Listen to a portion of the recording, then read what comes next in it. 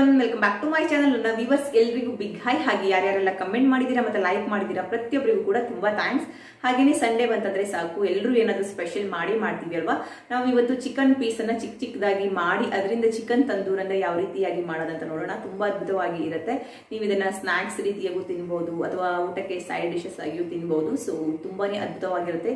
ತುಂಬಾ ಕ್ವಿಕ್ ಆಗಿ ತುಂಬಾ ಕಡಿಮೆ ಇಂಗ್ರೀಡಿಯೆಂಟ್ಸ್ ಅನ್ನ ಹಾಕಿ ಮಾಡಬಹುದು. ಸೊ ನೋಡೋಣ ಯಾವ ರೀತಿಯಾಗಿ ಮಾಡೋದಂತ.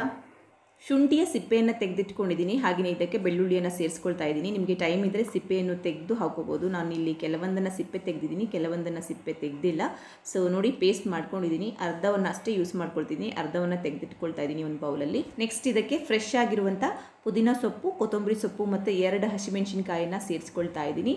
ಸೊ ನೆಕ್ಸ್ಟ್ ಇದನ್ನು ಕೂಡ ನಾವು ಪೇಸ್ಟ್ ಮಾಡಬೇಕು. ನೋಡಿ, ಪೇಸ್ಟ್ ಆಗಿದೆ ಈ ರೀತಿಯಾಗಿ. ನೆಕ್ಸ್ಟ್ ಚಿಕನನ್ನು ಚಿಕ್ಕದಾಗಿ ನಾನು ಕಟ್ ಮಾಡ್ಕೊಂಡಿದ್ದೀನಿ. ಹಾಗೆಯೇ ಇದರಲ್ಲಿ ಯಾವುದೇ ರೀತಿಯಾದ ಬೋನ್ಸ್ ಇಲ್ಲ, ಬರೀ ಮಸಲ್ಸ್ ಅಷ್ಟೇ ಇರೋದು. ಸೊ ಇದಕ್ಕೆ ನಾನು 2 ರಿಂದ 3 ಸ್ಪೂನ್ ಆಗುವಷ್ಟು ಪೇಸ್ಟನ್ನು ಇವಾಗ ಆ್ಯಡ್ ಮಾಡ್ಕೊಳ್ತಾ ಇದ್ದೀನಿ. ನೆಕ್ಸ್ಟ್ 2 ಸ್ಪೂನ್ ಆಗುವಷ್ಟು ಚಿಕನ್ ತಂದೂರಿ ಮಸಾಲವನ್ನು ಆ್ಯಡ್ ಮಾಡ್ಕೋಬೇಕು. ಹಾಗೆಯೇ ಸ್ವಲ್ಪ ಅರಿಶಿನ ಪುಡಿ, ನೆಕ್ಸ್ಟ್ ಅರ್ಧ ಲೆಮನನ್ನು ಸ್ಕ್ವೀಸ್ ಮಾಡ್ಕೋಬೇಕು. ಇದಕ್ಕೆ ನಾವು ಜಾಸ್ತಿ ಏನು ಗರಂ ಮಸಾಲೆ ಪದಾರ್ಥವನ್ನಾಗಲಿ ಅಥವಾ ಮಸಾಲೆಯನ್ನು ಸೇರಿಸೋದು ಬೇಡ, ಇಷ್ಟೇ ಮಾಡಿಕೊಂಡ್ರೆ ಸಾಕು, ತುಂಬ ಅದ್ಭುತವಾದ ರುಚಿ ಬರುತ್ತೆ. ಹಾಗೆಯೇ ಇದನ್ನು ಒಂದ್ಸಲ ಚೆನ್ನಾಗಿ ಮಿಕ್ಸ್ ಮಾಡಿ ಈ ರೀತಿಯಾಗಿ ಚಿಕನ್ಗೆ ಎಲ್ಲ ಮಸಾಲೆ ಎಲ್ಲ ಹಿಡಿಬೇಕು. ಹಾಗೆಯೇ ಇವಾಗ ಉಪ್ಪನ್ನು ಸೇರಿಸಿ ಇನ್ನೊಂದು ಸಲ ಚೆನ್ನಾಗಿ ನಾವು ಮಿಕ್ಸ್ ಮಾಡ್ಕೋಬೇಕು. ಇವಾಗ ಅರ್ಧ ತಾಸು ಇದನ್ನು ನಾವು ಮ್ಯಾರಿನೇಷನ್ಗೆ ಇಟ್ಟು ನೆಕ್ಸ್ಟ್ ಫ್ರೈ ಮಾಡ್ಕೊಳ್ಳೋಣ. ಪ್ಯಾನ್ಗೆ 2 ರಿಂದ 3 ಸ್ಪೂನ್ ಆಗುವಷ್ಟು ಎಣ್ಣೆಯನ್ನು ಹಾಕೊಳ್ತಾ ಇದ್ದೀನಿ. ಇದನ್ನು ನಾವು ಡೀಪ್ ಫ್ರೈ ಮಾಡಬಾರ್ದು, ಈ ರೀತಿಯಾಗಿ ಪ್ಯಾನ್ ಫ್ರೈ ಮಾಡಿದರೆ ತುಂಬ ಒಳ್ಳೆ ಟೇಸ್ಟ್ ಬರುತ್ತೆ. ಸೊ ಒಂದೊಂದಾಗಿ ಇವಾಗ ಎಲ್ಲವನ್ನ ಹಾಕೊಳ್ಳೋಣ.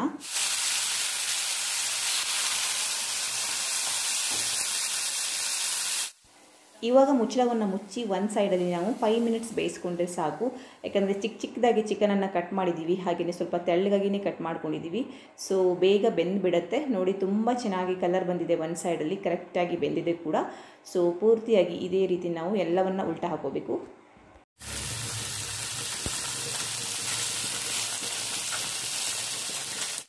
ಸೊ ಇನ್ನೊಂದು ಸೈಡಲ್ಲೂ ಸಹ ಸೇಮ್ ನಾವು 5 ಮಿನಿಟ್ಸ್ ಬೇಯಿಸ್ಕೊಂಡ್ರೆ ಸಾಕು. ಇದು ಇವಾಗ 5 ಮಿನಿಟ್ಸ್ ಆಗಿದೆ. ಸೊ ಸ್ಟೌವನ್ನು ಆಫ್ ಮಾಡಿದ್ದೀನಿ.